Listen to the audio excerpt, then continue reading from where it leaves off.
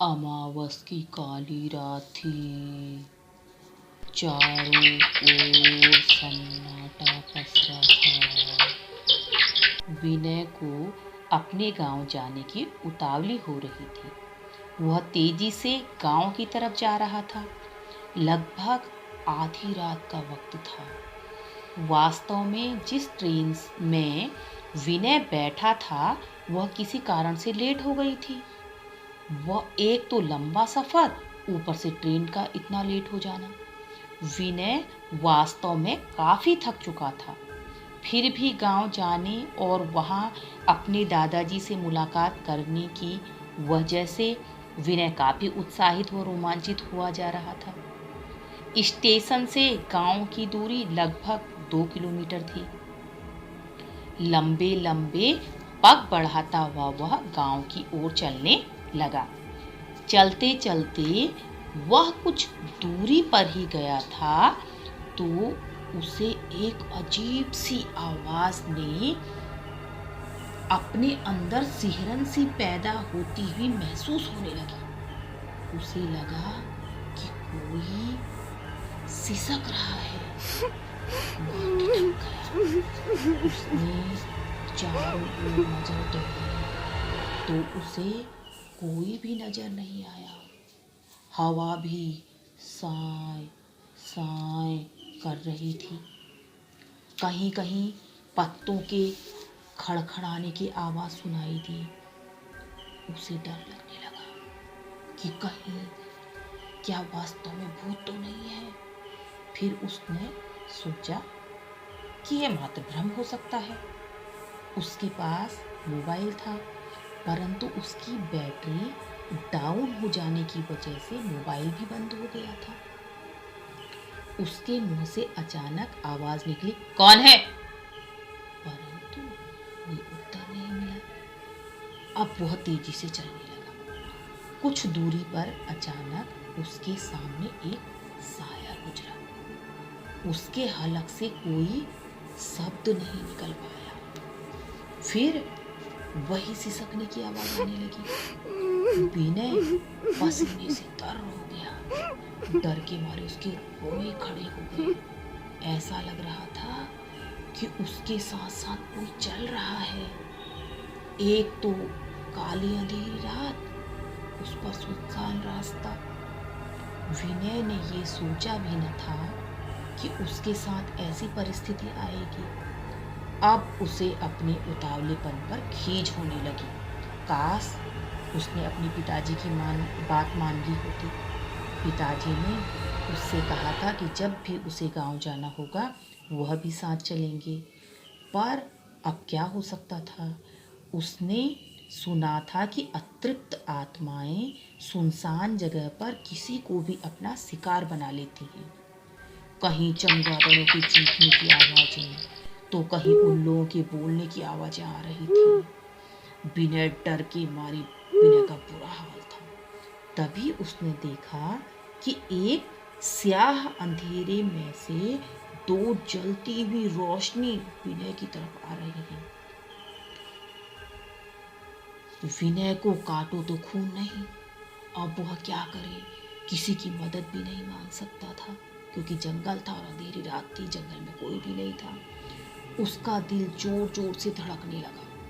वह जलती हुई रोशनी धीरे धीरे धीरे विनय की तरफ बढ़ने लगी। उसका आकार भी बहुत बढ़ने लगा और उसने एक विशाल रूप ले लिया। विनय की सांसें जस की तस रह गई। धीरे धीरे वह साया पेड़ से भी बहुत विशाल हो गया। उसकी आंखें लाल लाल अंगारों की तरह दहक रही थी। हाथों के नाखून तलवार की तरह दिख रहे थे। सिर के बाल विशाल जटाओं के जैसे झूल रहे थे। उसके मुंह से कर्र कर्र की आवाजें निकलने लगी। चारों ओर से भेड़ियों के चीखने की आवाजें लगातार आने लगी। माहौल बहुत ही भयानक हो गया था। वातावरण में एक अजीब सी बदबू फैल गई। सर्दियों की इस भयानक रात में विनय की सांसें उखड़ने लगी। सारा बदन पसीने से नहा गया। विनय ने पूरी ताकत से पूछा, कौन हो तुम और क्या चाहते हो? वह विनय के इस प्रश्न का उत्तर न देकर लगातार उसे घूरे जा रहा था, घूरे जा रहा था, घूरे जा रहा था। सुनसान रास्ता और वह नरपिशाच अचानक खौफनाक अंदाज से हंसते हुए हा हा हा हा हा हा हा करते हुए वो विनय से कहने लगा, आज रात मैं तुझे खाऊंगा, आज मैं तुझे अपना भोजन बनाऊंगा, कितना मजा आएगा। विनय हक्का बक्का होकर एकटक उसी नरपिशाच को देखे जा रहा था। वह जैसे जैसे विनय के नजदीक आता जाता तो विनय के अंदर अचानक से एक ताकत प्रकट हुई। अचानक उसे याद आया कि उसके गले में तो हनुमान जी का एक लॉकेट है, उसमें हनुमान जी की मूर्ति है। उसने जैसे ही वह मूर्ति पकड़ी, अपने हाथ में पकड़ी, तो वह साया ठिठक कर पीछे हट गया और विनय से कहने लगा, मैं तुझे छोड़ूंगा नहीं, मैं तुझे छोड़ूंगा नहीं। फिर विनय के तो जैसे पर निकल आए। वह हनुमान चालीसा जोर जोर से पढ़ने लगा और पढ़ते पढ़ते वह दौड़ने लगा और दौड़ते दौड़ते वह अपने गांव पहुंच गया। जब वह अपने गांव पहुंच गया तो गांव में जब वो पहुंचा तो वह पसीने से तरबतर था। गांव में पहुंचकर उसने अपने दादाजी को सारी बात बताई तो दादाजी ने विनय को बताया कि इस गांव में सोहन नाम का एक आदमी रहता था। वो बहुत मेहनती था। एक दिन वह अपने रात दिन अपने खेतों के पीछे खूब मेहनत करता था, अपना खून पसीना एक करता रहता था। उसकी एक पत्नी थी जिसका नाम कमला था। वह अपनी पत्नी से बहुत प्रेम करता था। उन दोनों का जीवन बहुत अच्छा चल रहा था। कमला भी सोहन का बहुत ख्याल रखती थी। सोहन के पास 2 बैल थे जो सोहन के साथ खेतों की जुताई करने में उसका साथ देते थे। वह भी अपने बैलों से बहुत प्यार करता था, उनकी देखभाल करता था। कुल मिलाकर के वे अपने घर में बड़े आनंद के साथ रहते थे। गांव का जमींदार जो सोहन की खुशहाली को देखकर मन ही मन कुढ़ता रहता था और मन ही मन चाहता था कि कैसे सोहन की जमीन हथियाकर अपनी जमीन में मिला ले। एक दिन की बात है कि सोहन अपने बैलों को लेकर खेतों में चला गया। घर में सोहन की पत्नी कमला अपने काम में जुट गई। तभी जमींदार अपने कुछ साथियों के साथ सोहन के घर पर आया और उसने अपने आदमियों के साथ उसके घर पे चलने के लिए कहा। अपने आदमियों को लेकर जमींदार जब सोहन के घर पहुंचा और उसने सोहन को आवाज़ लगाई, अरे ओ सोहन कहाँ हो? तो सोहन तो घर में था नहीं। तो उसकी पत्नी कमला घर से बाहर आई और उसने कहा कि कमला ने जमींदार से कहा कि वो तो खेत में गए हैं।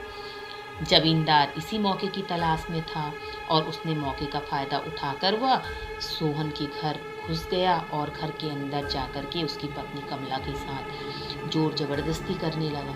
कमला लगातार विरोध करती गई, लेकिन एक तो हट्टा कट्टा जमींदार और ऊपर से उसके साथ उसके आदमी, कहीं ना कहीं कमला जो है कमज़ोर पड़ने लगी और अंत में जमींदारी ने अपनी मनमानी करी। कमला को काटो तो खून नहीं, नारी हृदय का क्या होता है। अब करे तो वह क्या करे, कैसे अपने पति को अपना मुंह दिखाए। उसकी सहन शक्ति जवाब दे गई और उसने अपने ही घर में फांसी लगाकर अपनी जान दे दी। उधर सोहन अपनी लहलहाती फसल को देखकर बहुत खुश था और वह सोच रहा था कि इस बार अगर उसकी फसल की अच्छी कीमत मिले तो इस बार वो अपनी पत्नी कमला के लिए कुछ गहने बनवाएगा। सोचने लगा कि बेचारी को कभी भी कोई सुख नहीं दे सका, वह कभी भी मुझसे कुछ नहीं मांगती है। इन्हीं विचारों में वह जब घर पहुंचा तो उसने देख अपनी पत्नी को उसने आवाज़ लगाई, अरे कमला, कहाँ हो तुम? पर उसे कोई भी उत्तर नहीं मिला। उसने दोबारा आवाज़ लगाई, सुन रही हो? क्या कर रही हो तुम? लेकिन उसे कोई उत्तर नहीं मिला। सोहन ने सोचा, क्या बात है, कहीं कमला की तबीयत तो खराब नहीं है। अब उसे किसी अनहोनी का डर सताने लगा। जैसे ही वो घर के अंदर गया तो कमला को छत से लटके पाया। सोहन की स्थिति ऐसी हो गई कि काटो तो खून नहीं। वह सोचने लगा कि सुबह जब मैं घर से निकला था तो कमला ने तो मुझे मुस्कुराते हुए विदा किया था। हम लोगों के बीच तो ऐसी कोई बात नहीं थी, अचानक क्या हो गया? वह दौड़ते हुए गांव की ओर, बदहवास सा दौड़ते दौड़ते गांव की ओर भागा। गांव के लोगों से जब उसने इस बारे में पूछा तो किसी ने भी कुछ उत्तर नहीं दिया, क्योंकि सबके मन में जमींदार का भय था, डर था कि अगर हम बताएंगे तो जमींदार हमारे साथ भी कुछ गलत करेगा। परंतु एक आदमी ने उसे जमींदार की सारी करतूत बता दी कि उसने तुम्हारी पत्नी के साथ किस तरीके से बुरा व्यवहार किया। तो वह गुस्से से पागल हो उठा। वह सीधे जमींदार के घर गया और उससे कहने लगा कि मैं तुझे जिंदा नहीं छोड़ूंगा। वह जैसे ही जमींदार की ओर बढ़ा, जमींदार नीच तो था ही, उसने अपने आदमियों को बुलाकर सोहन को वहीं मरवा दिया और उसकी लाश को कहीं दूर ठिकाने लगा दिया। इस घटना के कुछ समय बाद जमींदार की रहस्यमय तरीके से मौत हो गई। उसके 3 दिन के बाद उसके बड़े लड़के को भी किसी अज्ञात शक्ति ने घर की छत से नीचे फेंक दिया। फिर एक एक करके जमींदार के घर के सभी लोग मरने लगे। किसी के साथ कुछ अनहोनी हो जाती, किसी के साथ कुछ अनहोनी हो जाती, लेकिन गांव वाले इस बात को समझ नहीं पा रहे थे कि ये क्या हो रहा है या कैसे होता है। यहाँ तक कि उसके जानवर भी मर गए। जमींदार का पूरा परिवार जमींदोज हो गया। अब वहाँ केवल खंडहर ही बचा है। रात को जब भी कोई जंगल से गुजरता है तो उनका सामना एक साये से होता है तथा वहाँ किसी के सिसकने की आवाजें भी आती हैं। गांव के लोगों का मानना है कि यह साया शायद सोहन का ही है, जिसको जमींदार ने मरवा दिया था, और जो सिसकने की आवाज आती है वह शायद उसकी पत्नी कमला की ही है। विनय ने गांव वालों से इसके निराकरण के बारे में पूछा तो गांव वालों ने कहा कि एक तांत्रिक के बारे में बताया कि वही इसका समाधान कर सकता है। फिर गांव में तांत्रिक को बुलाया गया। तांत्रिक ने गांव वालों से सारी पूजा की सामग्री मंगवाई। फिर तांत्रिक ने पूजा शुरू करी। तांत्रिक एक खोपड़ी के ऊपर मंत्रित चावल मारता तो उसमें से भी वही गुर गुर की आवाज़ निकलती। तांत्रिक ने साये से पूछा, तुम कौन हो, क्या चाहते हो? तो साया बोला, मैं किसी को नहीं छोड़ूंगा, मैं सबको मार दूंगा। साये ने तांत्रिक को बताया कि जब उसने किसी का कुछ नहीं बिगाड़ा था तो उसे क्यों मारा, उसकी पत्नी को क्यों मारा। तांत्रिक ने कहा कि जिसने तुम्हारे साथ बुरा किया तुमने उससे अपना बदला ले लिया है। अब इन बेकसूर गांव वालों को तुम क्यों परेशान करते हो? तो तांत्रिक द्वारा बहुत समझाने पर वह साया तांत्रिक के कहने लगा कि ठीक है, मैं आज से किसी को भी परेशान नहीं करूँगा। यह कहकर वह साया सदा सदा के लिए वहाँ से चला गया। फिर उस गांव में शांति हो गई। अब उस जंगल से लोग बिना भय के पहले की तरह होकर गुजरने लगे।